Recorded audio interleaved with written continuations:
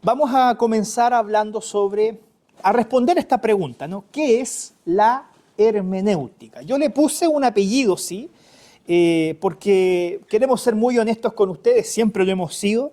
Ustedes saben que nuestra escuela de Biblia y Teología tiene una orientación teológica muy clara.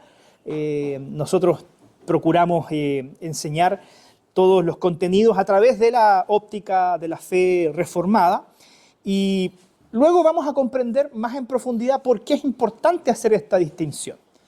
Porque existen distintos tipos de hermenéuticas, existen distintas maneras de acercarnos al estudio y a la interpretación bíblica, y cada uno de estos acercamientos produce resultados diferentes. Por lo tanto, no es poco importante elegir con qué óptica yo me voy a acercar al texto bíblico. Y me propongo poder exponer hoy día cuáles son estos distintos acercamientos y por qué creemos que la óptica reformada le hace más sentido a el texto bíblico. Pero antes de eso, quiero que podamos, a modo de introducción, vamos a exponer un elemento que es importante. El primero de ellos es que la Biblia, hermanos, atrás ahí, tiene un carácter divino humano. ¿Okay? Nosotros cuando hablamos de la Biblia como palabra de Dios, no podemos nosotros desconocer que este libro lo escribieron hombres. Alguna vez alguna persona me cuestionó la fe a propósito de que nosotros creemos en un libro que escribieron los hombres. Y te dicen, oye, ¿cómo ustedes creen en la Biblia si esa cuestión la escribieron los hombres? Y la verdad es que no tenemos cómo negar que de hecho así es. La Biblia la escribieron seres humanos. Pero no obstante eso, la propia palabra de Dios da testimonio de sí mismo, de que esto que está escrito, si bien fue producido por seres humanos, es de inspiración divina. Por lo tanto, podríamos decir que los hombres escribieron los distintos libros que componen la Biblia, pero el editor final que está por detrás de lo que escribieron los hombres siempre es el Espíritu Santo. Por lo tanto, la Biblia tiene este carácter divino humano. Y es importante que entendamos esto, porque cuando hablemos sobre los distintos abordajes que hay acerca de la interpretación bíblica, nos vamos a dar cuenta que algunos le dan más énfasis a lo divino, otros le dan más énfasis a lo humano, y ahí las cosas empiezan a tergiversarse o derechamente a generar y provocar confusión.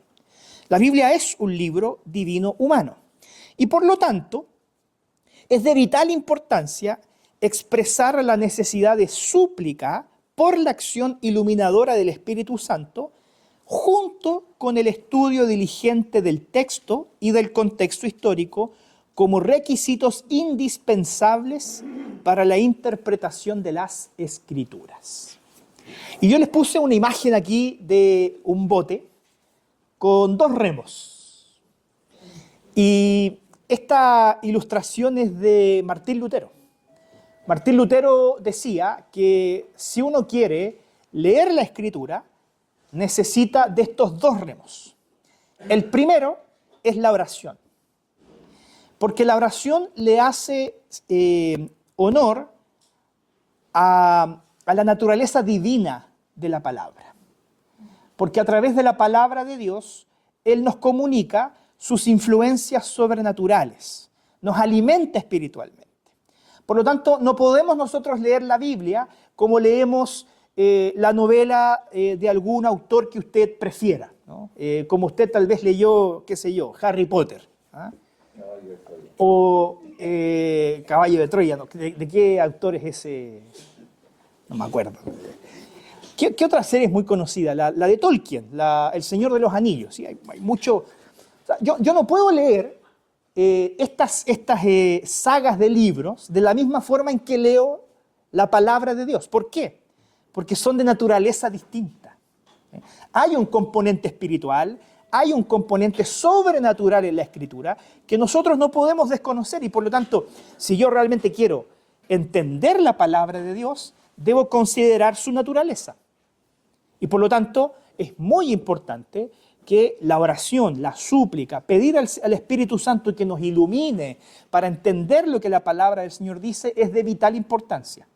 La hermenéutica no debe ser aplicada meramente como una ciencia a través de la cual, ocupando ciertos criterios técnicos, yo voy a tener como producto final la interpretación correcta de un texto bíblico.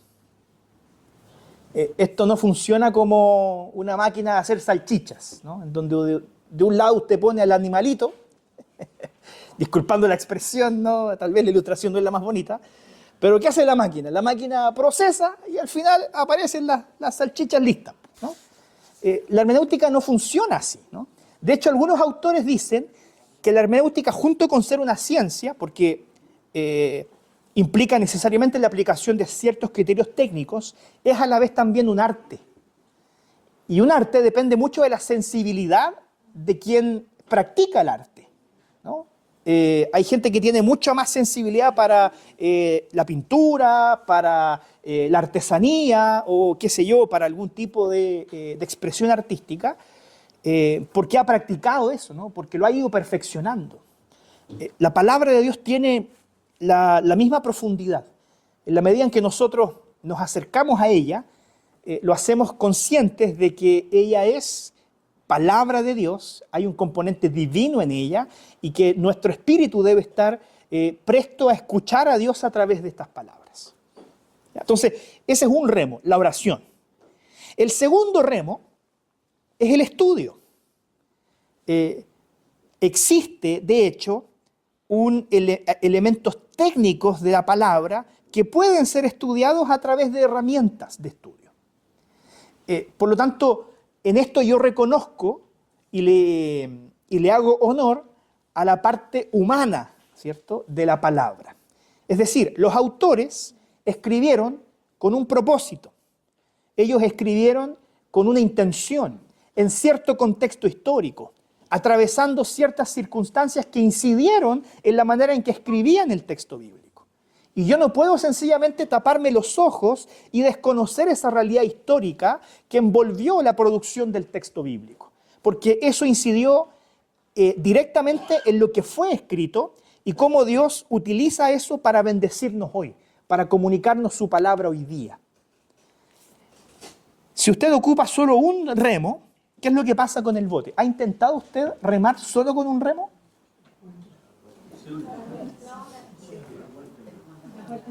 Empieza a dar vuelta en círculo, ¿no?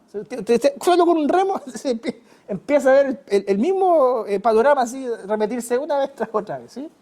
Si usted quiere avanzar, si usted quiere llegar al objetivo, si usted quiere ir al punto, lo que tiene que hacer es tomar ambos remos y empezar a bogar. Creo que esa es la expresión técnica, bogar, ¿sí?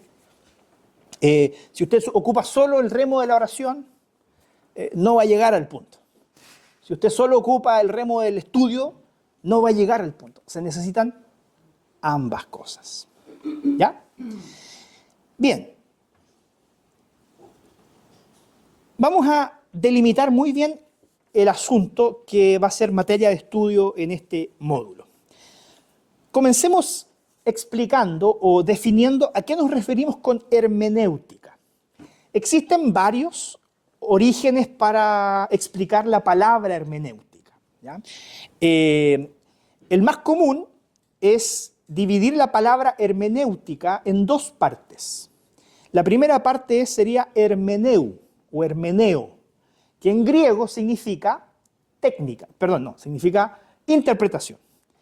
Y la parte que dice tica sería técnica, ¿ya? Entonces, la palabra hermenéutica viene de dos palabras en griego que significan literalmente la técnica de interpretar, ¿ya? Por ahí también en algunos otros libros establecen la relación de hermenéutica con un dios griego que era Hermes. Y Hermes era el encargado de dar los mensajes, era el mensajero, ¿no? Entonces también dicen que proviene de esta raíz griega, de este dios que daba mensajes y de alguna forma también tiene que ver con la comunicación de un mensaje. Pero más allá de lo que le dio origen etimológico a la palabra, vamos a definir la hermenéutica como una disciplina. ¿Por qué es una disciplina? Porque incorpora estos dos elementos, es un arte y una ciencia. ¿Ya? No nos vamos a casar solo con una definición. Vamos a hablar de disciplina porque involucra tanto sensibilidad artística como aplicación de una técnica, ¿cierto? Como ciencia. Partiendo de algunos presupuestos básicos, que los vamos a ver más adelante, ¿y qué hace la hermenéutica? Estudia y sistematiza la teoría de la interpretación de las escrituras. Es decir, la hermenéutica me provee de elementos técnicos para estudiar la palabra de Dios y a través de este estudio poder entender el mensaje.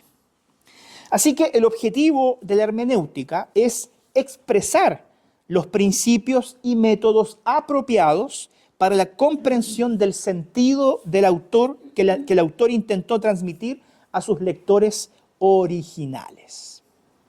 Entonces, la hermenéutica es el primer paso del estudio que nos permite comprender el mensaje que Dios tiene para nosotros hoy día. Por eso yo les puse ahí una cadena de elementos que se van sucediendo. Todo comienza con la hermenéutica. La hermenéutica le va a dar herramientas. ¿Para qué? Para estudiar la palabra. Y de hecho, de eso vamos a conversar en los próximos módulos. Le pongo un ejemplo. Vamos a hablar sobre, no sé, la Biblia tiene libros que son de naturaleza poética, ¿no? Entonces, yo no puedo interpretar un texto poético de la misma forma en que interpreto un texto narrativo, porque la intención del autor es distinta, ¿no? Si yo leo Cantar de los Cantares y el autor me dice que él cuando miraba a su mujer la contemplaba y decía que su cuello era como la torre de Madián, no puedo entender eso literalmente, ¿sí? Ahí hay una figura del lenguaje. En cambio, si yo estoy leyendo, no sé, el libro de Josué y me dice que Josué fue con un grupo de israelitas y lograron vencer en la batalla al pueblo enemigo, eso me está relatando una historia. Por lo tanto, hay elementos que se añaden en esa historia que los debo entender literalmente. Entonces, como la Biblia tiene un compendio de distintos géneros literarios, yo no puedo leer la Biblia siempre igual. Y la hermenéutica le dice, ok, si usted va a leer un texto poético, hágalo con estas herramientas. Y ahí le vamos a enseñar lo que son figuras del lenguaje, lo que son las metáforas, lo que son las sinonimias. Cuando hablemos de los salmos, por ejemplo, vamos a hablar de los salmos sintéticos, de los salmos antitéticos. Hay una serie de herramientas técnicas que le van a ayudar a comprender a usted cómo leer cada género literario para hacerle sentido a lo que el autor quiso comunicar originalmente. Entonces, todo comienza con la hermenéutica. Son principios para leer cada texto bíblico según su contexto literario y según su contexto histórico. ¿Ya? La segunda tarea tiene que ver con aplicar estos principios. La hermenéutica me dice, aquí están los principios, así usted tiene que leer e interpretar los textos según su género literario y según su contexto histórico. Cuando yo me pongo a hacer el trabajo, eso se llama exégesis. La exégesis es poner en práctica los principios que la hermenéutica establece para cada género literario o para cada contexto histórico. Cuando yo realizo una buena exégesis, de eso yo voy a desprender una sana teología bíblica, que me va a ayudar a entender la palabra de Dios en su contexto orgánico, ¿no? En cómo la palabra de Dios se ha revelado a lo largo de la historia para comunicarnos un gran mensaje. Con la teología bíblica, nosotros podemos hacer teología sistemática, que fue lo que de hecho hicimos en el módulo anterior. Cuando hablamos de escatología, no sé si usted notó que cuando hablamos, por ejemplo, hablamos de juicio final, que se me tocó a mí, yo no lo quería hacer, lo tuve que hacer igual. Leíamos textos de distintas partes de la Biblia, a veces un profeta, o leíamos en el libro de los Hechos, o leíamos un evangelio. ¿Por qué podemos nosotros tomar distintas partes de la Biblia para justificar una temática? Porque detrás de eso hay un estudio teológico, bíblico, previo, que me lleva a entender que esos textos bíblicos efectivamente están hablando del juicio final. Entonces las teologías sistemáticas se producen en base a un a una comprensión bíblica que tiene como presuposición el hecho de interpretar cada texto bíblico según su género literario y su contexto histórico. Solo entonces podemos nosotros llegar a una sana predicación. Entonces, mira lo importante que es esto. Si yo no tengo una sana hermenéutica, si yo no comienzo bien, ¿cómo va a ser mi predicación? Mala. Si yo no interpreto el texto bíblico correctamente, si yo, no sé, un texto que claramente tiene como género literario una imagen figurativa y yo la interpreto a través de un método literal, por supuesto que cuando yo predique sobre ese texto voy a hablar puras cabezas de pescado, y disculpen que lo diga así. Pero si yo no sé interpretar adecuadamente el texto bíblico, mi enseñanza, mi predicación va a ser nociva para la iglesia. Porque no voy a estar enseñando lo que realmente la Biblia dice. Es más, es muy probable que yo esté enseñando lo que a mí me parece y lo que yo creo que el texto dice. Y aquí nosotros tenemos que tener cuidado. Lo vamos a ver también un poquito más adelante, pero en el seminario bromeábamos con los compañeros, porque cuando nos tocaba predicar el día domingo en alguna iglesia, nos decían, ¿cómo va con su sermón? Y bromeábamos diciendo, no, lo tengo listo ya, día miércoles, mi sermón está listo. ¿En serio, día miércoles? Lo que no saben es que todos los pastores el día sábado, la noche, terminan su sermón. El que le diga lo contrario está mintiendo. No, lo tengo listo. Ah, ¿y qué te falta? No, me falta solo encontrar el texto bíblico. O sea, ya tenía una idea de lo que quería decir, solo tengo que encontrar el texto bíblico que justifique lo que yo quiero decir. Eso, así no es el proceso. Eso no es serio. Eso no va a edificar realmente ni a la persona que estudia la Biblia, y si esa persona tiene una responsabilidad de docencia, de enseñanza, menos aún va a poder alimentar adecuadamente a las personas que le escuchan. Entonces, necesitamos de la hermenéutica y de una sana hermenéutica, porque finalmente eso va a redundar en nuestro beneficio espiritual y también en el beneficio de las personas que nos escuchan. Tal vez usted dice, pero yo no predico. Pero no se trata solo de la predicación, se trata también, por ejemplo, de, a veces tenemos la oportunidad de compartir la palabra en alguna reunión, no sé, de varones o de mujeres. O de pronto me toca a mí hacer una clase a los niños de la iglesia. O de pronto a mí me corresponde hacer un discipulado con una hermana nueva o con un hermano nuevo. También usted tiene que tener buenas herramientas para enseñar en esos lugares en donde tal vez el público es más acotado o es menor, pero también necesita de un sano proceso de interpretación bíblica para que usted, a quienes le escuchan, sean edificados realmente en la fe. Entonces nosotros no tenemos que despreciar el valor que tienen los espacios que el Señor nos da para enseñar a otros. Eso no nos exime de tener que profundizar realmente lo que la hermenéutica enseña para no cometer errores. Y aquí le cuento una pequeña anécdota que no la cuento con orgullo, al contrario. Pero cuando yo era más joven, adolescente, existía la siguiente idea, ¿no? Que si uno quería ir como aprendiendo o creciendo en la iglesia para poder enseñar y algún día llegar a predicar, ¿dónde usted tenía que comenzar enseñando? En la escuela dominical. ¿Y sabe a quiénes? A los niños. Sí, porque ahí es más fácil. Ahí usted no necesita estudiar mucho para enseñarle a los niños. No hacen preguntas tan difíciles los niños, mentira. Entonces fíjense que teníamos esta idea de que como que para empezar a foguear a la gente que queremos que empiece a aprender, no, tirémosla donde los niños porque es más fácil. Y así es como yo esta historia la he contado muchas veces, ¿no? Yo tuve una profesora de la escuela dominical que cuando nos contó la historia de Jonás, nos dijo, y por eso ustedes tienen que ser obedientes a sus papás, porque si no son obedientes, algo malo les va a pasar. Esa fue la aplicación de la historia de Jonás.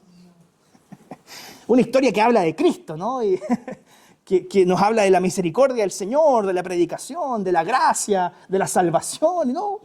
Moralismo. ¿Por qué? Porque subestimamos la importancia que tienen estos espacios de enseñanza. Si usted le hace clase a los niños, usted no tiene que prepararse de forma menos rigurosa que lo hace cualquier pastor que se para a predicar un domingo a la congregación. Tenemos que tener el mismo celo por la palabra del Señor, porque lo que estamos enseñando es la verdad que puede transformar el corazón de una persona. Y hay que tomárselo en serio. Por eso estar aquí es importante. Por eso usted está invirtiendo 5.000 pesos en algo que vale muchísimo más que eso. ¿Ah? Porque finalmente estamos invirtiendo tiempo en tener un acercamiento a la palabra del Señor que sea provechoso para nosotros, que nos alimente, que nos bendiga, pero también que puede ser muy provechoso para quienes nos escuchan. Donde quiera que nosotros tengamos algún espacio de influencia o de enseñanza. ¿Ya? Entonces, no es un asunto menor. Bueno, de hecho, la propia palabra de Dios considera la importancia de hacer un buen uso de ella misma. Incluso dice, tomando cuidado de la doctrina que enseñamos. Porque finalmente las doctrinas, lo que llamamos teología sistemática, ¿de dónde surge? Del estudio de la palabra. Que para estudiar la palabra yo tengo que tener herramientas hermenéuticas que finalmente producen el conocimiento que yo enseño. Vamos a leer algunos textos bíblicos para que usted entienda cómo, por ejemplo, el apóstol Pablo, sobre todo cuando le escribió a Timoteo, puso una nota de seriedad a este asunto. Primera de Timoteo 4:16. Si usted quiere ahí en su Biblia lo puede subrayar. Dice así: ten cuidado de ti mismo y de la doctrina. Persiste en ello, pues haciendo esto te salvarás a ti mismo y también a los que te escuchan. Ten cuidado, primero, de ti mismo. Y segundo, de la doctrina. Lo voy a poner en otras palabras para ver si logramos profundizar más en esto. Ten cuidado de lo que eres y de lo que crees. Porque lo que crees incide en lo que eres. Y lo que eres también manifestará lo que crees. Si usted no cree lo verdadero, entonces usted no va a poder practicar la verdad. Por eso Pablo dice, ten cuidado de esto, ten cuidado de ti mismo y de la doctrina. Entonces, hermanos, la doctrina no es poco importante. No es lo único importante, pero no podemos desestimarla. Tener una sana doctrina te puede salvar a ti y también a quienes te escuchan. Fíjese la seriedad con la que el apóstol Pablo se toma esto y le dice a Timoteo, no te tomes esta labor así livianamente. Tienes que preocuparte de creer la verdad y enseñar la verdad, porque a través de la verdad tú vas a lograr que el Señor salve a quienes Él escogió para salvación. Es una labor, no sé si usted, o tal vez yo no estoy haciéndome entender bien, pero la seriedad que tiene este asunto. Bueno, segunda de Timoteo 2:15, vamos a la otra epístola que le escribió a Timoteo el apóstol Pablo. Dice, procura con diligencia presentarte a Dios aprobado, como obrero que no tiene de qué avergonzarse. Subraya esta parte, que usa bien la palabra de verdad. Fíjense nuevamente este énfasis. Como obrero aprobado, cuídate de lo que eres y también de lo que crees. Usa bien la palabra. Lo que eres y lo que crees. Porque lo que crees define lo que eres. Y lo que eres manifiesta lo que crees. Hay integridad en esto. Hay unidad en esto. Volvamos a primera de Timoteo. Podría haberle puesto en otro orden, pero bueno, en fin. Volvamos a primera de Timoteo 5:17. Dice, los ancianos que gobiernan bien sean tenidos por dignos de doble honor, mayormente los que trabajan en predicar y enseñar. Es decir, la predicación y la enseñanza tienen una consideración especial, por decirlo de alguna forma, entre los oficios de la iglesia.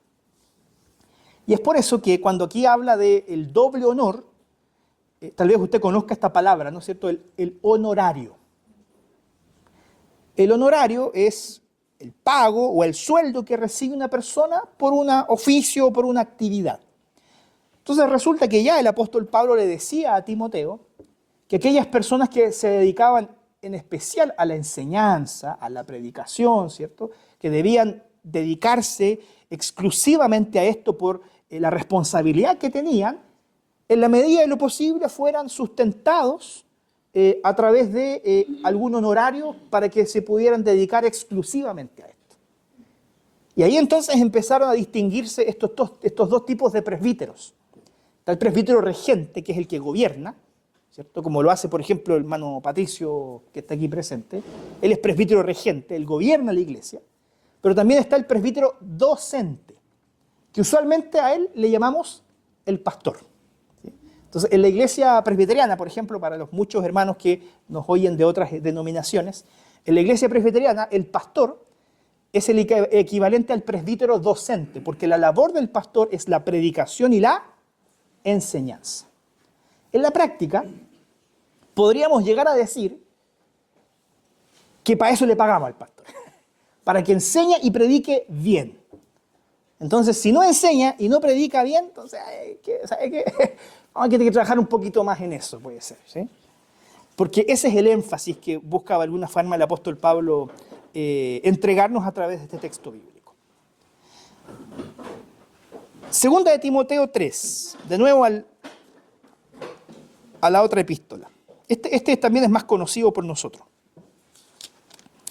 Dice a partir del verso 15, Pablo hablándole a Timoteo, le dice: desde la niñez has sabido las sagradas escrituras. ¿Quiénes le enseñaban a Timoteo las sagradas escrituras cuando él era niño? La mamá y la abuela. Entonces fíjese, si usted es mamá, necesita una buena hermenéutica para enseñarle a su hijo. Entonces usted ni siquiera necesita un puesto en la iglesia de enseñanza. Usted solo por ser mamá tiene que preocuparse de que su formación hermenéutica sea sana, para que cuando le enseñe a su hijo, usted le enseñe la verdad. Por eso Timoteo sabía la verdad desde pequeño, porque su madre y su abuela se lo habían inculcado. Y dice, las cuales te pueden hacer sabio para la salvación por la fe en Cristo Jesús. Y ahí añade, toda la escritura es inspirada por Dios, útil para enseñar, redarguir, corregir, instruir en justicia, a fin de que el hombre de Dios sea perfecto y esté enteramente preparado para toda buena obra. La escritura te forma como persona. Por eso no es menor lo que uno cree. Insisto con esta tesis de la Biblia, ¿no? Uno es lo que cree. Y lo que uno cree incide en lo que uno es. Por eso la palabra de Dios tiene el poder de cambiar el corazón de las personas, de cambiar y moldear su carácter, de hacernos una mejor versión de nosotros mismos, porque esa es una cualidad que tiene la verdad de Dios. Así que la importancia de la hermenéutica es que ella es la base teórica de la exégesis, que a su vez es el fundamento de la teología y de la predicación, de la cual depende la salud espiritual de la iglesia y de nuestra propia vida. Así que yo le pregunto a usted, querido hermano, ¿es la hermenéutica un tema que deberían conversar solo las personas que van al seminario? ¿Solo aquellos que quieren estudiar más profundo la palabra? ¿Son estos que son como ratones de biblioteca que tienen la nariz pegada en los libros los que tienen que estudiar hermenéutica? Cada creyente, independiente de su origen, independiente de su nivel académico, independiente de sus aspiraciones, necesita una sana formación hermenéutica. porque de eso depende la salud espiritual de nuestra vida, de nuestra familia y de nuestra iglesia. Así que agradezco al Señor que al pastor Guillermo se le haya ocurrido este tema. Aunque la apologética es muy interesante también, ¿eh? Cuando nos empecemos a quedar sin cursos, en algún momento vamos a llegar a apologética. Sí, 20 inscritos. Ya, sigamos. Bueno, ¿por qué es necesario este asunto? Bueno, porque todo lector es un intérprete. ¿No le ha pasado alguna vez que usted escribió un mensaje de WhatsApp y después tuvo que salir a aclarar lo que usted quiso escribir? Porque la otra persona lo entendió de una manera distinta a como usted lo escribió. ¿Le pasó alguna vez? No, nunca me ha pasado. A mí muchas veces. Entonces a veces uno escribe cosas con una intención y la otra persona lo entiende de una manera muy distinta. Y ahí existe a veces desacuerdos. ¿Por qué? Porque cuando escribimos por WhatsApp no podemos añadirle, no sé, aquellos énfasis que a veces le damos con la impostación de la voz o con la expresión de nuestro rostro, ¿no? No es lo mismo decirle a alguien, oye, te pasaste, a decirle, oye, te pasaste. Es distinto, ¿no? Porque podemos entendernos más cuando nos comunicamos cara a cara, pero si yo escribo algo y pongo, te pasaste, ¿quién le pone la cara? La gente que lo lee, pues. Oye, ¿por qué me escribes enojado? No, si te estaba escribiendo así como bien, qué bueno. Porque cada vez que leemos algo, lo interpretamos. Y podemos interpretarlo de una manera distinta a como el autor que escribió lo que estamos leyendo, lo quiso escribir. Entonces, por eso es importante la hermenéutica. Porque leer no implica necesariamente entender. Y es por eso que la Biblia representa para nosotros varios desafíos que podemos calificar como dificultades respecto de su comprensión, que podrían dificultarnos la lectura. Eso lamentablemente es así. Y de hecho hay un texto bíblico que lo dice explícitamente. Pedro, miren, vamos a 2 de Pedro.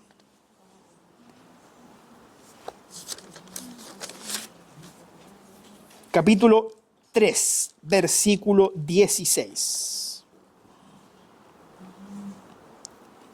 Bueno, voy a leer el verso 15 para darle contexto a lo que dice el verso 16. ¿Sí? Presten atención. 2 de Pedro 3, 15 y 16. Y tened entendido que la paciencia de nuestro Señor es para salvación, como también nuestro amado hermano Pablo, según la sabiduría que le ha sido dada, os ha escrito. Verso 16. Casi en todas sus epístolas, hablando en ellas de estas cosas, entre las cuales hay algunas difíciles de entender,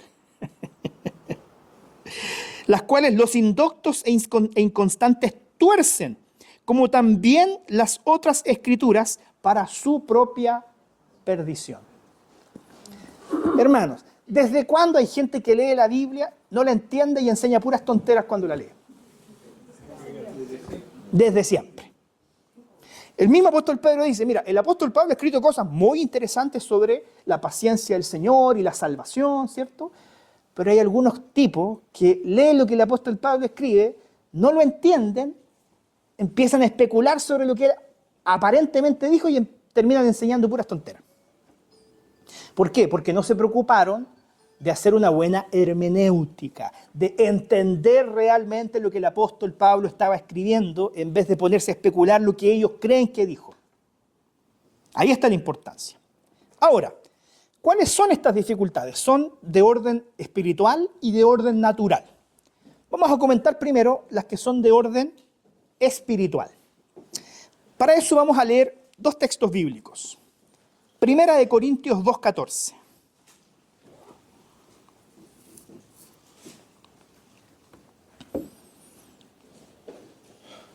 Dice así: pero el hombre natural no percibe las cosas que son del Espíritu de Dios, porque para él son locura y no las puede entender, porque se han de discernir solo espiritualmente. apóstol Pablo dice aquí, mira, y cuando se refiere al hombre natural, se refiere al hombre caído, al hombre no regenerado. El hombre inconverso, por decirlo de alguna forma más coloquial, puede leer la Biblia, pero no le va a encontrar sentido. Puede de pronto tal vez entender alguna historia. Hay algunas historias bien famosas de la Biblia que todo el mundo comenta. Una de las más famosas que la gente comenta, y las comenta mal de hecho, es cuando Salomón mandó a cortar en dos a la guagua. ¿Te acuerdan de esa historia? No, y la gente más encima entiende mal la historia, porque cuando hablamos de una decisión salomónica, ¿qué es una decisión salomónica? No, denle un pedazo de guagua a cada persona. Y Salomón fue precisamente lo que quiso evitar. Él no dijo ya, lo salomónico es ya, 50 para ti, 50 para ti. No, eso no es una decisión sabia. La historia dice todo lo contrario. Entonces esa historia de Salomón es muchas veces mal interpretada, diciendo que ser sabio es como darle algo a cada parte. Porque de hecho la historia termina con que la mamá verdadera se queda con la guagua. Y la que estaba mintiendo es desenmascarada y se queda sin nada.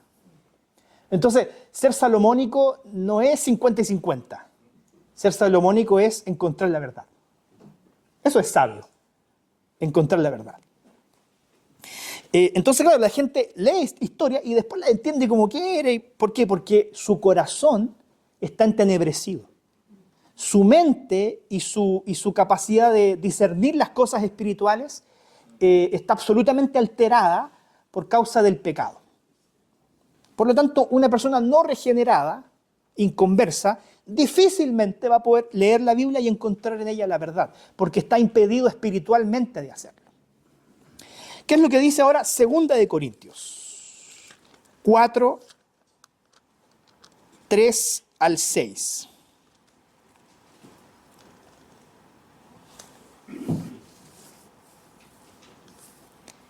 Dice: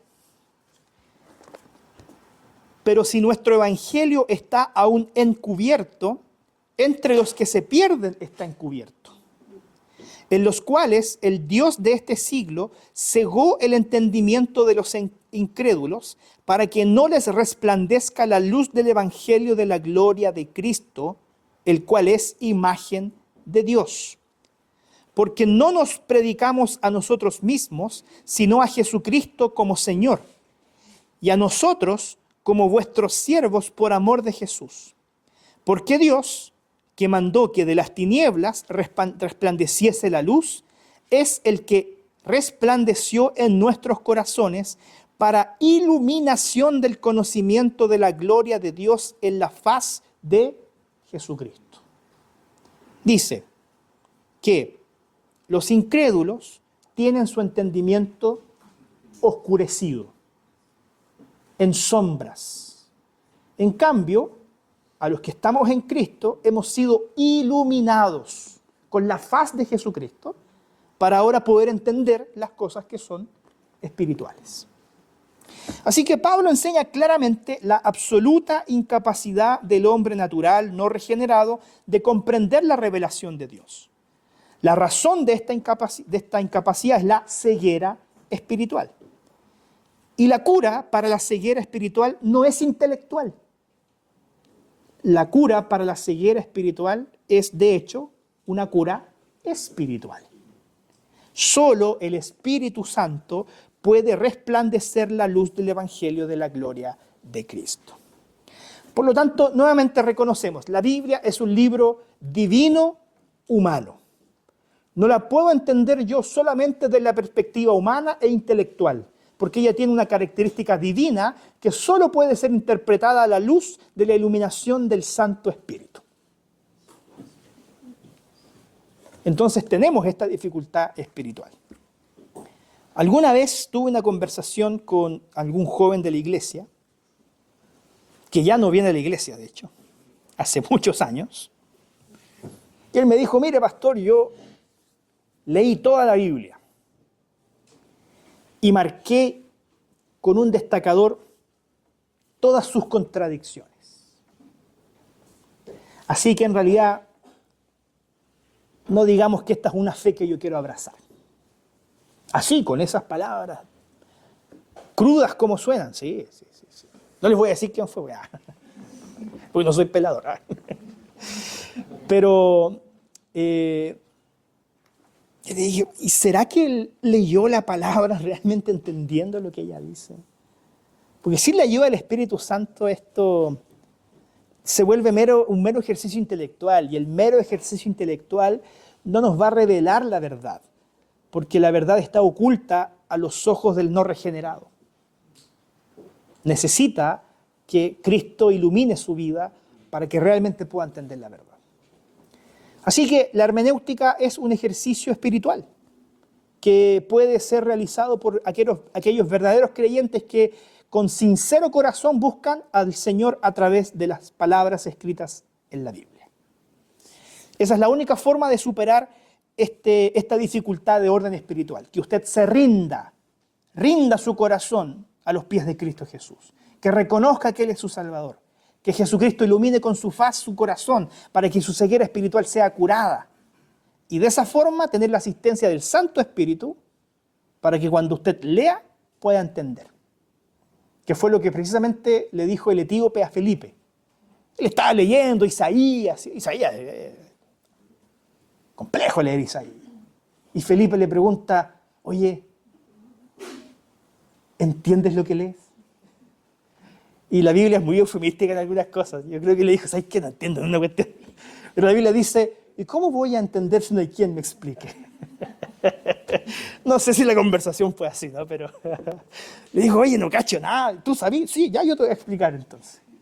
Y él se convirtió y fue bautizado y pasó a ser parte de la familia del Señor. ¿Por qué? Porque le alumbró Cristo. Esa es la gran diferencia. Entonces tenemos esta dificultad de orden espiritual. Pero también hay, vamos a saltar esta parte, otras dificultades de orden natural.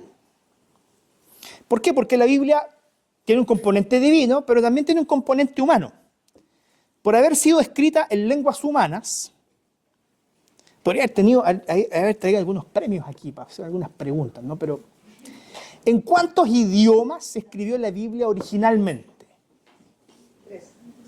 3 idiomas. Muy bien. ¿Cuáles son esos 3 idiomas? Bien. No, tengo un curso súper capacitado. El Antiguo Testamento está escrito en 2 idiomas.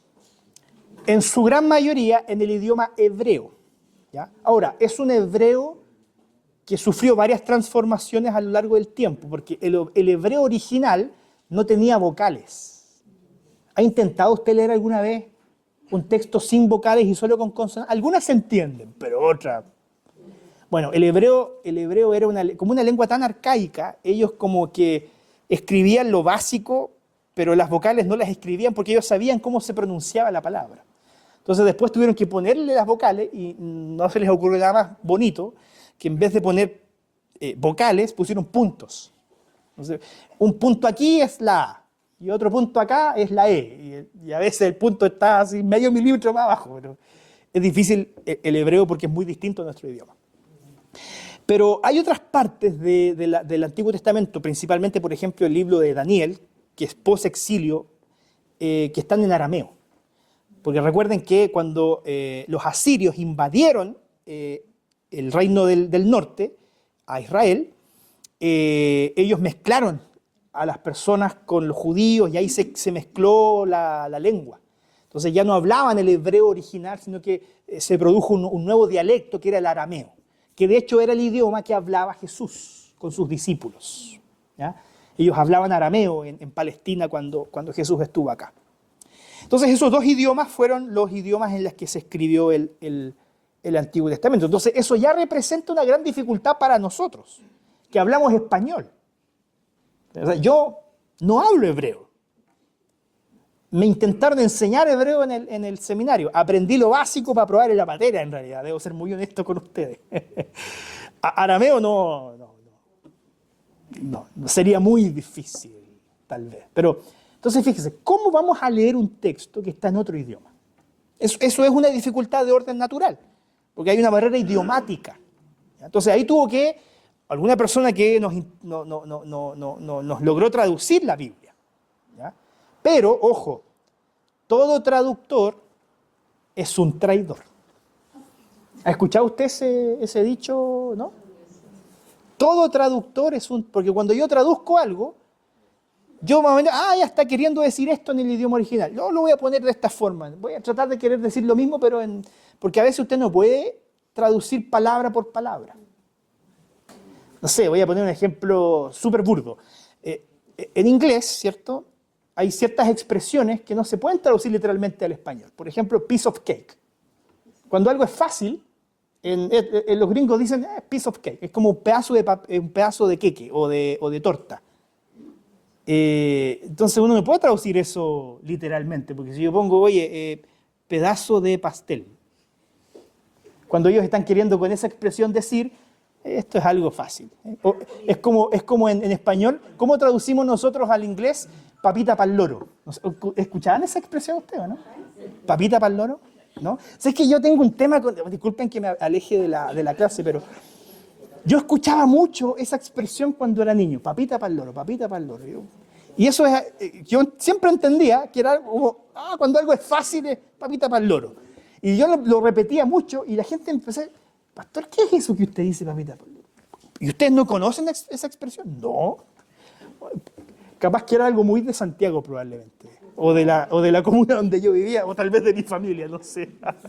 Pero bueno, existe una barrera natural, que es la barrera idiomática, que ya es una dificultad para leer. O sea, estamos leyendo textos que fueron escritos hace algunos 3.000 años atrás, 3.500 años atrás, en un idioma que no hablamos y que hoy día no conocemos, y un idioma incluso que es muy distinto a como hoy día es conocido. ¿Ya? El Nuevo Testamento, ustedes saben, fue escrito en griego, con algunas palabras en arameo, ¿cierto? Que están escritas en arameo, de hecho, en el Nuevo Testamento, como por ejemplo, Talita Kumi. ¿Qué significa Talita Kumi? ¿Saben? Niña, levántate. ¿Sí? Eloi, Eloi, lama sabactani. Oye, aquí todos hablan arameo, parece. ¡Qué maravilla! ¿Cierto? Son expresiones arameas que la propia escritura traduce para nosotros, por eso las conocemos. ¿Ya? Entonces existen estas barreras idiomáticas, pero también no solo fueron las lenguas antiguas, contextos históricos también, contextos sociales, políticos, religiosos específicos que son muy distintos a los nuestros. La Biblia, por ejemplo, ustedes saben que no nos cayó del cielo, así como, aquí viene la Biblia, léanla. No. La Biblia fue producida a través de un proceso histórico que incorporó, por ejemplo, más de 40 autores. La Biblia fue escrita por más de 40 autores distintos. ¿Cuáles eran las profesiones de estos autores? Algunos eran pescadores, otros eran artesanos, otros eran labradores de tierra, otros eran publicanos, otros eran reyes, otros eran profetas, o sea, tenían distintos tipos de trabajo. No eran teólogos salidos del seminario, no. Entonces, también tenían distintos niveles académicos. No es lo mismo leer al apóstol Pablo que leer a Pedro. Pedro es muy interesante, muy profundo, pero cuando uno estudia el griego de Pedro, este compadre escribía más desordenado, las ideas unas por aquí, otras por allá. En cambio el apóstol Pablo, ordenadito, ¿sí? Cuadradito, porque tenían formaciones diferentes. Por eso su pluma era distinta, su estilo literario era distinto. Entonces esas diferencias también son una complejidad para nosotros. ¿Saben en cuántos continentes distintos se escribe la Biblia? Esto es un dato muy curioso. En 3. La Biblia se escribió en Europa, en Asia principalmente, pero también algunos escritos fueron producidos desde el norte de África.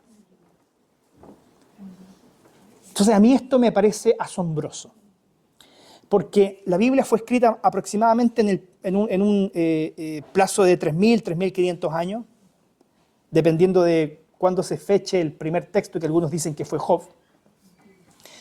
3.500 años, 40 autores distintos, 3 continentes diferentes, distintos niveles académicos, distintos contextos políticos, sociales y religiosos, y lograron escribir algo que es coherente. Eso, hermanos, es un milagro. No hay otra manera de decirlo. Es un milagro, porque cuando yo estaba en el seminario y hacíamos un trabajo en grupo con mis compañeros y nos dividíamos una parte, después juntábamos el trabajo y el trabajo no tenía ni pie ni cabeza. Entonces, si uno sabe lo difícil que un grupo pequeño de personas que se conocen, que tienen más o menos el mismo nivel académico, que viven en el mismo contexto histórico, que hablan el mismo idioma, que viven en el mismo país, les cuesta ponerse de acuerdo para escribir algo coherente, la Biblia tuvo que haber salido muy mal. Pero lo que tenemos acá no es un libro humano, es un libro divino humano. Porque finalmente quien editó la palabra fue Dios mismo. No sé si el Señor puede hacer eso por tus trabajos de la universidad. Difícil. Tenemos estas barreras naturales. Entonces, por eso, la hermenéutica considera estas diferencias culturales, idiomáticas, religiosas, sociales, y dice, no podemos saltarlas solamente, hay que considerarlas. Cada autor tuvo un contexto histórico, cada autor tuvo una ocasión histórica en la que escribió, y eso tiene que ser estudiado y considerado porque eso incide en lo que él quiso decir. Porque, siendo muy sincero con ustedes, Isaías le escribió a los israelitas que vivían en su época. Capaz que Isaías ni sabía que lo que él escribió iba a perdurar hasta nosotros hoy día. Porque él tenía en su mente escribir lo que Dios le reveló para el pueblo de Israel. Cuando el apóstol Pablo le escribió a la iglesia de Filipos, le escribió una carta a ellos, en un contexto súper específico. Capaz que el apóstol Pablo ni sabía que sus cartas iban a perdurar como parte de la palabra de Dios. O tal vez sí, no lo sé. Pero él escribió con un propósito. Y ese propósito no puede ser ignorado. Tenemos que encontrar ese propósito. Cuando descubrimos lo que el autor quiso decir originalmente, entonces podemos construir puentes a nuestra actualidad y a la realidad de hoy. Ese es el trabajo de la exégesis. La hermenéutica te da las herramientas para que tú interpretes cada texto en su contexto y luego traigas esa interpretación a tu contexto actual para poder aplicar la palabra de Dios hoy a nuestra vida. No sé si me doy a entender. ¿Sí? Perfecto. ¿Qué es lo que sigue? Ya, esto lo vamos a dejar para el módulo después de la pausa. Vamos a tomar una pequeña pausa, hay un cafecito preparado, algunas galletitas, y luego vamos a continuar con las corrientes de interpretación. Voy a seguir tomando mi café en el único regalo que me llegó por el Día del Profesor. Presbítero docente. Yo tengo 2 días al año, el del profesor y el del pastor. También. Mi señora diría que sí. Ya, hermanos, ¿qué pasó acá? ¿Por qué no funciona? Ahí sí, ya. Bien. Vamos a trabajar este asunto más bien de forma superficial, porque el pastor Guillermo va a hablarnos de forma más profunda respecto de los métodos de interpretación. ¿Ya? Y de hecho él va a tocar más en profundidad el método gramático histórico, que es lo que vamos a ver ahora de forma más general. Pero es necesario que lo tratemos porque a propósito de lo que dijimos en la primera parte de la clase, una sana hermenéutica tendrá como resultado una sana teología. Y una sana teología tiene como resultado una sana predicación. Una hermenéutica poco sana produce una poco sana teología y también una predicación deficiente. Entonces, existen como 3 grandes corrientes interpretativas o hermenéuticas a lo largo de la historia. ¿Ya? Y ellas se basan principalmente en lo que yo les dije al principio. ¿Cuál es la naturaleza de la Biblia? Ella tiene una naturaleza humana y una naturaleza divina, ¿cierto? Bien. Entonces, hay una corriente interpretativa que exacerba el carácter divino o espiritual de la Biblia en detrimento del carácter humano de la Escritura. ¿Ya? Entonces, estos enfoques suelen encontrar algunos ecos en la Biblia, están justificados como por algunas cosas que dice la Biblia. Por ejemplo, 2 Corintios 3:6. ¿Qué dice 2 Corintios 3:6? Acá la tengo. Dice, el cual asimismo nos hizo ministros competentes de un nuevo pacto, no de la letra, sino del Espíritu. Porque la letra mata, mas el Espíritu vivifica. Así que no hay que estudiar tanto, porque la letra mata, dice la. Hay que darle más énfasis al Espíritu.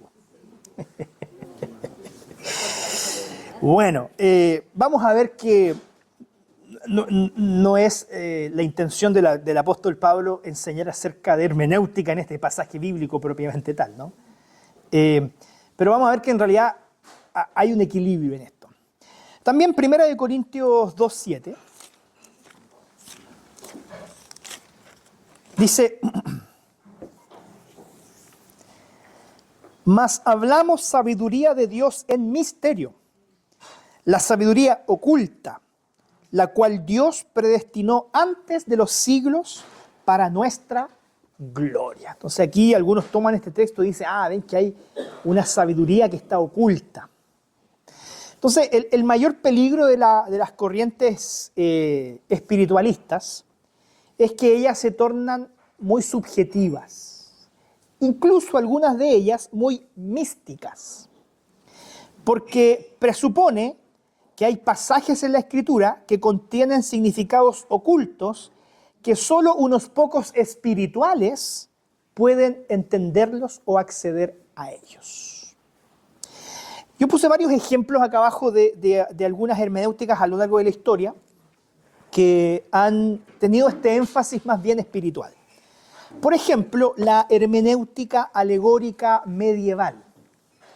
Tal vez Pato pueda conversar más en profundidad sobre eso, pero durante la era de la Edad Media se creía que un texto bíblico tenía 4 significados. 4 significados. Y de hecho yo conozco algunos seminarios que todavía siguen enseñando este método hermenéutico el día de hoy. Que le dicen lea un texto bíblico y cuando lea el texto bíblico usted tiene que encontrarle 4 sentidos. ¿Cuáles son esos sentidos? El literal, el sentido moral, el sentido alegórico y el sentido anagógico. Ahí yo me confundí, anagógico, dije. Y después estudié un poco más y dice, claro, es como la promesa que tiene que ser cumplida. Ese es un poco el sentido. Entonces todos los textos tienen que tener estos cuatro niveles. Tiene que identificarlos de alguna forma. Entonces, bueno, los métodos interpretativos, alegóricos, se basan principalmente en estas interpretaciones más bien subjetivas, que dependen más bien del parecer de la persona que lee, o de los énfasis, o de las opiniones, o de la formación que tenga la persona que está leyendo. Entonces, tal vez su significado del texto no va a ser igual que el mío, pero no importa, porque su significado es válido para usted y el mío es válido para mí. Muy posmoderno, ¿no? El sistema medieval, ¿sí? Cada quien con su verdad. Bueno, de hecho, también esto se manifestó en la hermenéutica intuitiva, que la verdad yo debo reconocer que había escuchado sobre eso solamente, pero estuve leyendo un poquito más y la hermenéutica intuitiva se basa principalmente en descubrir los pensamientos que le vienen a la mente. Por eso es intuitiva, ¿no? Entonces, usted lea un texto bíblico. Esta historia es muy conocida, ¿no? Pero esa persona que está atravesando un muy mal momento en su vida y decide encontrar consuelo en la Biblia. Así que dice, voy a esperar que el Señor me hable. Agarra la Biblia. Judas se cuelga de un árbol. No, esto no puede ser. Voy a encontrar otro pasaje. Jesús diciendo, ve tú y haz lo mismo. No funciona así, ¿no? Entonces estas hermenéuticas subjetivas que están muy asociadas a qué es lo que el texto me hace sentir, a qué es lo que el texto produce en mí, tiene estos significados místicos que le dan valor a interpretaciones que pueden ser muy equivocadas y que pueden producir, de hecho, que abracemos cosas que sean dañinas incluso para nuestra salud espiritual. De hecho, hay una corriente que se llama la hermenéutica existencialista, que también se conoce como la nueva hermenéutica, que está basada en la filosofía de Martin Heidegger. Creo que así se dice, Heidegger. Y ellos, es Heidegger. No sé, alemán no aprendí en el colegio. Ellos dicen que no importa tanto el sentido histórico del texto, sino más bien lo importante es que nosotros encontremos el sentido existencial. Entonces, todos los textos bíblicos deben ser interpretados existencialmente. O sea, la nueva hermenéutica, que es muy enseñada hoy día en varios seminarios, no voy a decir cuáles para no ofender a nadie, pero varios, dicen que las escrituras realmente no son objetivamente la palabra de Dios. Ellos creen que la Biblia contiene la palabra de Dios. Algunos ya saben a quién me refiero. Entonces, por ejemplo, en la nueva hermenéutica existen muchas personas que dicen, mira, en realidad cuando la Biblia dice que Cristo resucitó, no es que Él haya resucitado históricamente. Ellos no creen en la resurrección histórica de Jesús. Lo que ellos creen es que la Biblia, cuando habla de la resurrección del Señor, habla de una resurrección existencial, es decir, cuando tú crees en Cristo, Él resucita en tu corazón. ¿Y que suena bonito? Estupidez para grande lo que enseñan.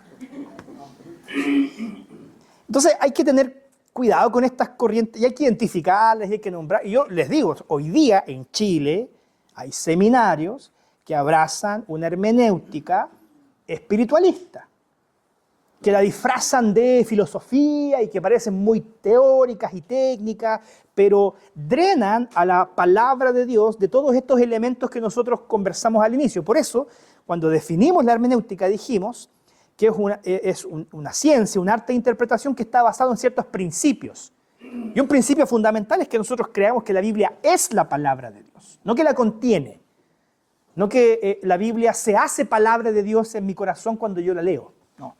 Es la palabra de Dios, revelada por el Espíritu Santo a través de los santos hombres elegidos por el Señor para dejarnos en este libro aquello que Dios quería que nosotros leyéramos hoy día.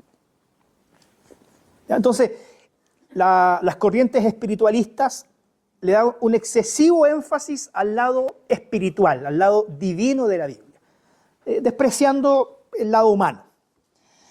Entonces, como todas estas cosas tienen efectos péndulos, la siguiente corriente está al otro lado, que es la corriente humanista. ¿De qué se trata esta corriente humanista? Algunos círculos cristianos se caracterizan por enfatizar el carácter humano de la Escritura en detrimento de su carácter divino o sobrenatural. Este enfoque le da mucho valor al método, la técnica y a los aspectos literarios e históricos de las Escrituras. Pastor Guillermo puede después enseñarnos más sobre esto, pero es una hermenéutica que está esencialmente pensada para adaptarse a el pensamiento filosófico que se produjo a través de el iluminismo y principalmente esto que se llamó la revolución científica, la teoría de la evolución. Entonces empezaron a surgir una serie como de verdades científicas que contradecía lo que la Biblia decía. Porque de pronto apareció un tipo que se llamaba Darwin que me dice, oye, el ser humano es fruto de un proceso de evolución natural y de selección natural de miles y millones de años. Y resulta que yo después iba a la escuela dominical y la Biblia me decía que Dios creó todo en 7 días. ¿A quién le creo? Entonces, ahí surgió esta aparente pugna entre la ciencia y la fe. A partir del siglo XVIII empezó esta aparente pugna entre la ciencia y la fe, porque hasta antes del siglo XVIII, quienes hacían ciencia eran los cristianos. Pero resulta que vino toda una corriente filosófica que despojó a la ciencia de sus presupuestos cristianos y elaboró un método científico que finalmente buscaba explicar todo, no a través de la mitología, como ellos la llaman, sino que a través de hechos comprobables, empíricos. Como si pudieran probar que el universo se creó en una explosión. Eso es improbable, no hay forma de probarlo. Se necesita más fe para creer en el Big Bang que para creer en la creación en 7 días de Dios. Si no me cree, estúdielo, de verdad. ¿Por qué? Porque finalmente tiene solo que ver con los elementos humanos de la palabra. ¿Quiénes expresaban un énfasis así en la época de Jesús? Eran los saduceos. Los saduceos no creían en la resurrección. Ellos eran muy intelectuales para sus cosas. La hermenéutica renacentista, que derivó después, posteriormente, en la escuela crítica del liberalismo teológico. Entonces, todos estos seminarios modernos han lamentablemente mudado su orientación teológica desde lo ortodoxo, desde lo tradicional, al liberalismo teológico. Y el liberalismo teológico tiene algunas características muy esenciales y muy importantes. Y de hecho la más importante es dejar de considerar la palabra de Dios como la única regla infalible de fe y de práctica. Ahí parte todo. Cuando usted deja de darle el valor que la Biblia realmente tiene, entonces el proceso de deterioro espiritual es progresivo. No voy a entrar en detalles acerca de esto. No sé si el pastor Guillermo lo va a hacer. ¿Vas a hablar del método histórico crítico? No, no quiero. No, mejor enfócate en el gramático histórico, sí. Ya. Pero si usted quiere leer más sobre el método histórico crítico, que en muchos seminarios hoy día, cuando uno va a estudiar hermenéutica, lo que te enseñan es el método histórico crítico. Es decir, te dice, mira, resulta que no podemos confiar realmente que quien escribió Mateo era Mateo. No podemos realmente garantizar que el que escribió el libro de los Hechos era Lucas. Entonces tenemos que partir de las tradiciones. Entonces se habla, por ejemplo, se habla de la comunidad juanina. No fue Juan quien escribió el Evangelio, fue la comunidad juanina. ¿Por qué? Porque hay tradiciones, porque hay formas, entonces está la crítica de la forma, la crítica de la redacción, la crítica de la fuente. Hay un montón de críticas que cada vez hacen más complicado el asunto. Entonces, para serle bien honesto, y le voy a resumir esta cuestión. Usted interpreta un texto a través del método histórico crítico y lo que obtiene como resultado es un árido mensaje superficial, cercenado y manipulado según la conciencia y las presuposiciones de aquel que tuvo el atrevimiento de creer que la Biblia no era palabra de Dios. Así de sencillo. O sea, los predicadores del método histórico crítico son desabridos, y lo digo delante de la cámara. Escuche usted un predicador que utilizó el método histórico crítico para predicar. Es desabrido. En cambio, el método que nosotros vamos a estudiar, el gramático histórico, que se los voy a decir a continuación, es el método que ha usado la Iglesia desde siempre, solo que ha estado a veces más oculta que en otras ocasiones. Realmente es el método que produce vida a través de la interpretación bíblica. Pastor Guillermo tiene esa clase, lo envidio, pastor, tiene una bonita responsabilidad de enseñar el método histórico gramatical. Ya, ¿por qué? Porque la tercera corriente es la corriente reformada. Y aquí uno dice, los reformados se acreditan todo lo mejor y bla, bla, bla, bla. No.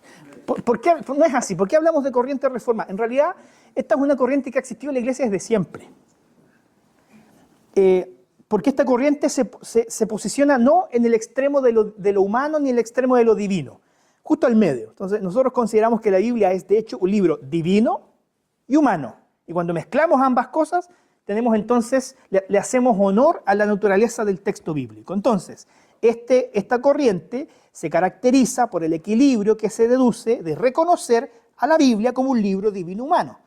Por lo tanto, se requiere de la iluminación del Espíritu Santo, pero también de una técnica razonable que garantice una comprensión del allá y el entonces para luego traer lo necesario al aquí y al ahora. Entonces, no negamos que la Biblia es un libro divino y lo tratamos como un libro divino y es necesaria la iluminación del Espíritu Santo, la oración y creer que es palabra de Dios y que lo que está escrito acá no es Harry Potter ni es El Señor de los Anillos. Pero también consideramos que la Biblia es un libro humano que tiene géneros literarios, que tiene estructuras de lenguaje, que tiene ciertas énfasis de redacción que no pueden ser ignorados, que deben ser estudiados sistemáticamente. Cuando juntamos ambas cosas, le hacemos honor a la naturaleza divina humana de la Biblia. Entonces, les voy a mostrar cómo esto era algo que la Iglesia creyó desde siempre.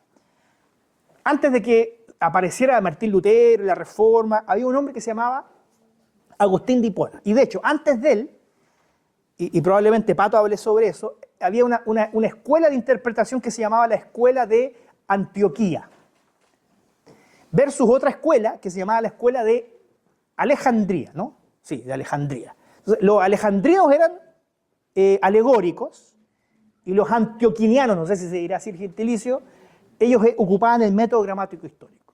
Entonces, resulta que Agustín de Hipona en el siglo IV, principio del siglo V, él falleció como en el 420, él escribió en un libro lo siguiente: Principios hermenéuticos. La fe es un requisito fundamental para el intérprete de la Biblia. O sea, reconoce el carácter divino de la palabra del Señor. Segundo, se debe procurar encontrar el sentido literal e histórico del texto. No el alegórico, no el que yo pienso, no el que a mí me hace sentir. El sentido natural y literal del texto bíblico. Tercero, el Antiguo Testamento es un documento cristológico. El Antiguo Testamento habla de Cristo. Cuarto, el propósito del expositor es descubrir el sentido del texto y no atribuírselo. El texto tiene que decirme lo que está queriendo decir. Y no soy yo el que tiene que imponer al texto lo que yo creo que él dice. Ya me perdí. Letra E. El credo ortodoxo debe controlar la interpretación bíblica. Y aquí algunos se ponen medios nerviosos. ¿Cómo que el credo está por encima de la interpretación bíblica? ¿Saben? Esto es muy interesante. Agustín de Hipona, ahí no existía la confesión de fe de Westminster, ni nada, pero ellos tenían un credo muy sencillo, credo apostólico y me parece que el niceno constantipolitano ya estaba, ¿cierto? Sí. Estaban esos dos credos que la Iglesia... Entonces, ¿qué pasaba? Que la Iglesia, a lo largo de los siglos, lee e interpreta la Escritura de una forma natural, que produce bendición, que hace crecer la Iglesia. Entonces ellos resumen la doctrina en ciertos documentos históricos. Entonces, de repente, no puede surgir alguien que lea la Biblia y entienda una cuestión completamente distinta a lo que la Iglesia entendió durante 4 siglos. O sea, no podemos estar locos durante los 4 siglos, no podemos estar tan locos que leímos algo tan distinto a lo que justo este compadre entendió de la Biblia que nadie más entendió. Entonces, por eso la hermenéutica tiene límites. Usted no puede ir más allá de lo que en general la Iglesia ha interpretado a lo largo de la historia. La Biblia es un libro también que ha sido interpretado a lo largo de toda la historia. Y cada vez que sale un iluminado que tiene algo distinto o algo novedoso, generalmente es un falso profeta. Generalmente es un charlatán que termina creando una religión paralela, inventando todo un cuento de hadas que arrastra a personas a la perdición. Entonces, los documentos históricos que señalan la interpretación bíblica son valiosos. Por supuesto, están moldeados por la interpretación bíblica. Nacen de la interpretación bíblica. Entonces, la Confesión de Fe de Westminster, por ejemplo, que es la que la Iglesia presbiteriana suscribe, No le escribió Juan Calvino en su oficina diciendo, ya, esto es lo que va a creer la iglesia presbiteriana. 3 años fueron, 5 años, 3 años. De 3 a 5 años. 150 teólogos se agarraron en algunas cuestiones, ¿sabéis que no? Es que la Biblia no dice, no. Pero lograron un consenso y dijeron, mira, en general nosotros creemos que esto es lo que la Biblia enseña.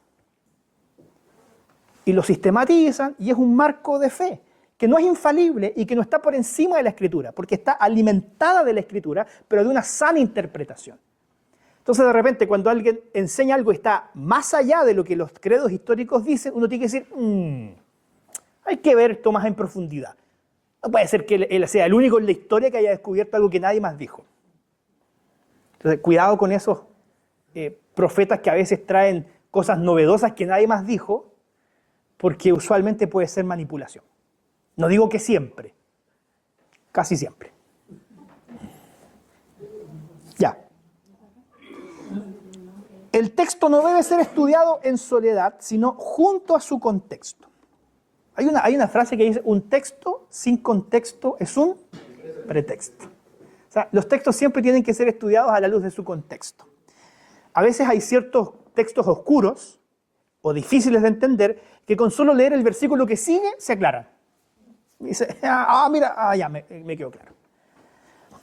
Los textos oscuros no deben ser materia de fe. Yo no puedo hacer teología o doctrina de un solo texto bíblico. Y que más encima enseña algo más bien polémico. Iba a citar un ejemplo, pero no quiero hacer polémica innecesaria. Las Escrituras no deben ser interpretadas de modo que se contradigan. Para eso debe considerarse la progresividad de la revelación.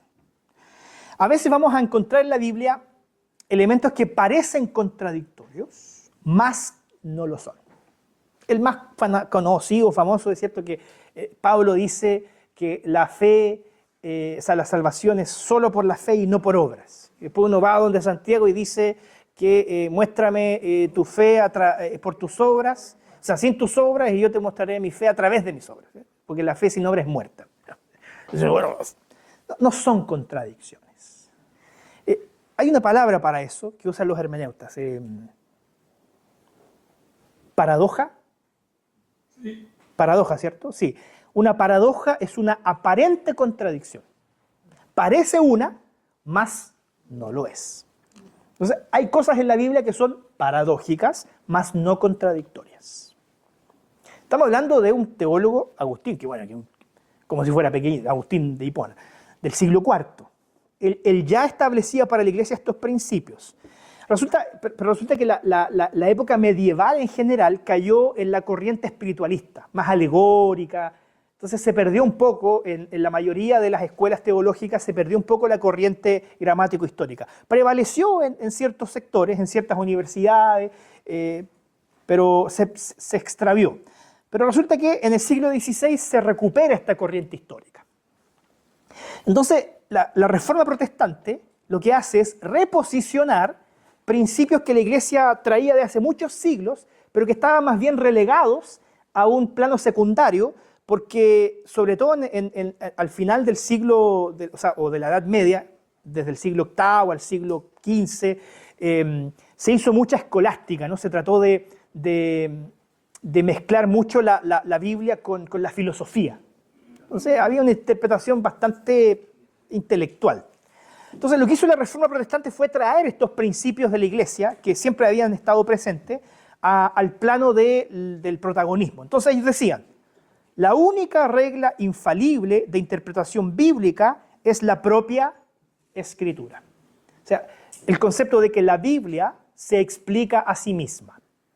Hay un concepto para esto que me gusta mucho, que es la perspicuidad de la Biblia. La Biblia se da a entender. Por eso la puede leer con la iluminación del Espíritu Santo alguien que puede no tener una gran carrera universitaria y aún así entender lo esencial para la salvación. Porque la Biblia da a entender su mensaje básico a todas las personas. Los textos bíblicos tienen un solo sentido, el sentido literal, a no ser que el propio género literario indique un significado figurado o metafórico. Eso depende del género literario. Pero el texto bíblico no tiene 4 sentidos. Uno literal, otro alegórico, otro moral y otro anagógico. Cada texto tiene una sola interpretación. Puede tener cientos de aplicaciones, pero siempre será una única, correcta interpretación. Me perdí. Sí. La iluminación del Espíritu Santo es indispensable para la interpretación.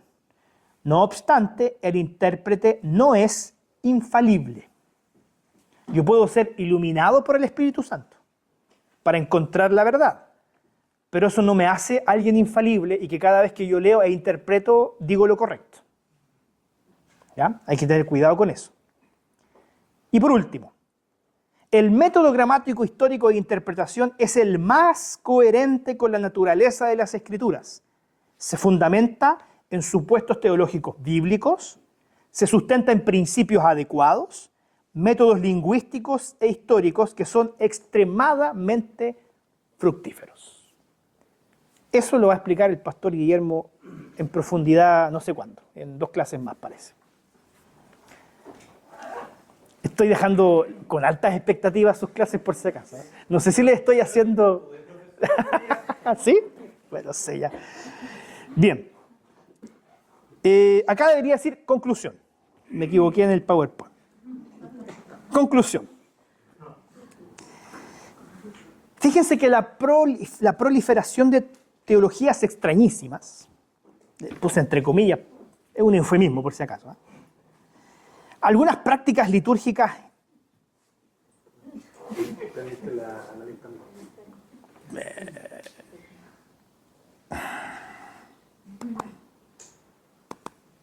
se supone que si la golpeo se apaga. Si la tiro al suelo se apaga. Ya, no sé. A ver. ¿Cómo lo hago? ¡Ah! ¿Qué hice? Acá abajo. No. Acá arriba. Esquina superior. No, esquina superior derecha. Ah, muy bien, pastor. Muy bien. Aprendí algo nuevo de mi iPhone que no sabía. Ya.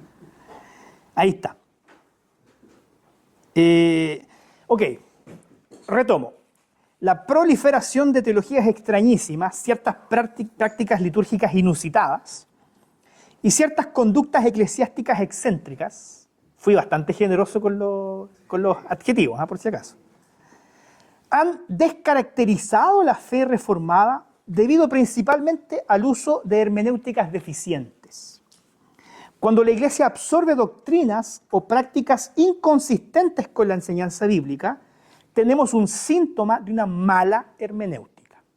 Entonces, estas cosas raras que a veces aparecen, ciertas teologías raras, a veces en los cultos uno empieza a ver unas conductas medias extrañas, bueno, usualmente se justifican a través de una mala interpretación bíblica.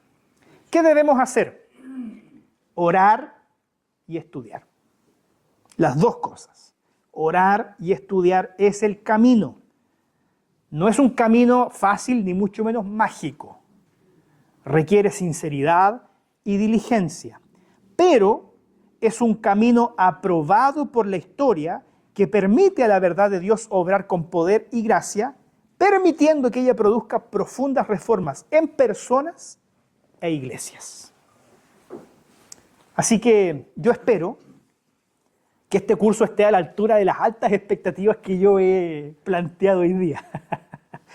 Pero no es un tema poco importante. Y sinceramente esperamos a lo largo del resto de las clases poder ayudarle a fortalecer sus convicciones y sus principios acerca de cómo leer e interpretar la Biblia adecuadamente. No sé qué hora es. No hay tiempo para preguntas, entonces. Cualquier pregunta por correo electrónico. Bueno, al pastor Guillermo le hacen las preguntas. No, a ver, vamos a hacer algo. Solo si Colo Colo ganó, voy a responder preguntas. Solo si Colo Colo ganó. Con gol de Palacios. Oh, ¿cómo son? ¿Qué dice el veredicto? Ganó 1-0. Respondo preguntas porque estoy contento. Una pregunta por gol. Ya, atrás está Manu Jaime.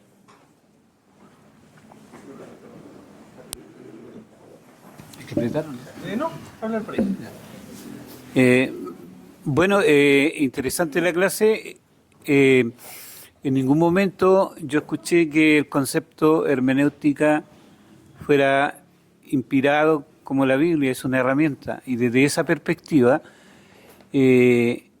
también me di cuenta que no lo usó, y si estoy equivocado me corrige, en el Antiguo Testamento, ¿cierto? Los eruditos de la época, menos los cristianos.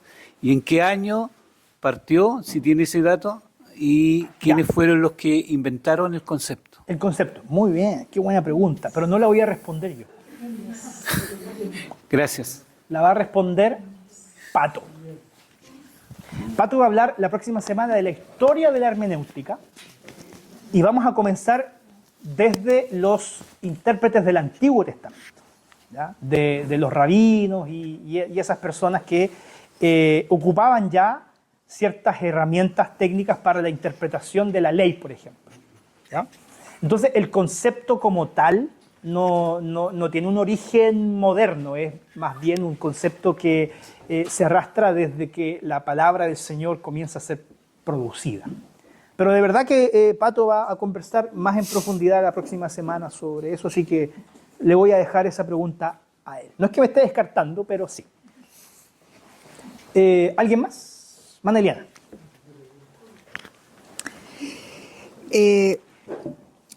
El decir que la Biblia se interpreta sola o a sí misma no es un argumento circular y Ya. podría explicar mejor entonces el término perspicuidad. Perspicuidad.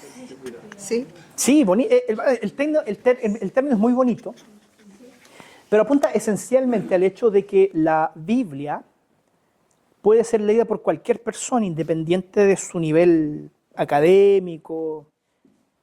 De hecho, hay historias muy bonitas de personas que aprendieron a leer leyendo la Biblia, y aún así lograban entender su mensaje. Porque lo que busca este concepto es decir, lo que es necesario que la persona conozca y crea para su salvación es más que evidente en la palabra. ¿Ya? Probablemente hay otras cosas más difíciles, hay otros textos más oscuros. Por citarle un ejemplo, ¿no? Cuando Saúl pide consejo a una, ¿cómo se llama? A una divina. Esa misma, ¿no? Y se supone que viene del más allá, el profeta, y le da un mensaje. Entonces, ese es un pasaje difícil de interpretar. Entonces, claro, el concepto de perspicuidad aplica para el hecho de que la Biblia se da a entender en aquello que es necesario para nuestra salvación, y que aquellos pasajes más oscuros pueden o logran ser entendidos a través de otros pasajes que son más claros. Entonces, a eso nos referimos con que la Biblia se interpreta a sí misma, porque yo puedo hacer teología de ese texto, ¿no? Y decir, oye, ¿sabes qué? La Biblia dice que si yo voy de una divina, me mandan a llamar al profeta para que me responda a todas mis preguntas. Entonces, eso es lo que vamos a hacer el día domingo. Vamos a hacer aquí una ceremonia de espiritismo. Vamos a tomarnos de las manos, vamos a clamar al profeta para que él se manifieste y nos dé la palabra del Señor y predique él el sermón. Entonces, no es lo que el texto quiere decir. ¿Por qué? Porque el resto de la Biblia nos enseña otras cosas acerca de cómo el Señor nos habla, cómo buscar la voluntad del Señor, cómo encontrarnos realmente con la palabra del Señor. Porque, bueno, de hecho, Saúl después es reprendido por causa de eso. Así que a eso se refiere el concepto de que la Biblia se interpreta a sí misma. Que hay ciertos pasajes oscuros. Le doy otro ejemplo, no lo quería decir, pero lo voy a decir igual, ¿no? cuando el apóstol Pablo dice que la mujer tiene que callar en la congregación? Hagamos teología de un texto bíblico. Ninguna de ustedes puede hablar cuando estemos aquí. Entonces, claro, la opción es decir, no, el Pablo se equivocó ahí, ¿no? O lo otro es que entendamos eso a la luz de su contexto y que nosotros, por ejemplo, oye, pero en otras partes de la Biblia se dice que hay mujeres que enseñaban, que profetizaban, que oraban en público, por lo tanto, se está contradiciendo, la Biblia nunca se contradice. Entonces, a eso se refiere. ¿Hay alguna explicación para lo que Pablo dice a la luz de los otros textos que son más claros y evidentes? Las mujeres pueden orar, pueden enseñar, pueden dirigir el culto, pueden predicar la palabra del Señor, ¿cierto? Pablo enseña lo que enseña por un cierto contexto específico que él estaba ahí ordenando, ¿ya? Entonces a eso se refiere, que a veces hay cosas difíciles en la Biblia, pero que si uno da un par de pasos hacia atrás y lee la Biblia en su completitud, no sé si existe la palabra, uno se da cuenta en realidad que ahí todo tiene sentido y todo encaja. ¿Ya? Bien, queridos hermanos, ya Lucas, solo porque me diste el resultado te voy a conceder la pregunta. Además porque eres el único chuncho que me cae bien. No, bueno, también usted, es que hay varios. Pensé que no habían tantos, pero me he dado cuenta que son hartos. Es cortita la pregunta, es cortita pero no sé si simple. En un momento hablamos de las dificultades espirituales para entender algunas historias de la Biblia. Hablamos de que el hombre natural no entiende, ¿cierto?, algunas historias que muchos pueden entender, pero no le encuentran sentido a la Biblia. Claro. Pero quiere decir eso que el hecho de comprender una doctrina o una historia bíblica de manera bíblica, ¿cierto?, es evidencia de haber nacido de nuevo, de ser salvo. No siempre. No siempre. ¿Por qué? Porque la Biblia dice que las señales que dan muestra de la conversión de una persona son esencialmente la fe y el arrepentimiento. Una persona puede conocer muchas historias bíblicas y una persona puede incluso encontrar el significado verdadero de lo que la Biblia quiere decir, ¿cierto? Porque finalmente toda verdad es verdad de Dios. Pero si en su vida él no se ha arrepentido de sus pecados y no ha entregado a Cristo su vida, entonces ese mero conocimiento intelectual realmente no produce una diferencia espiritual en su vida. Entonces hay personas que pueden decir cosas verdaderas, pero no significa que eso sea muestra de una fe sincera. Muchas gracias. O que solo eso sea una muestra de regeneración. La Biblia dice, la conversión se produce cuando tú ves fe y arrepentimiento.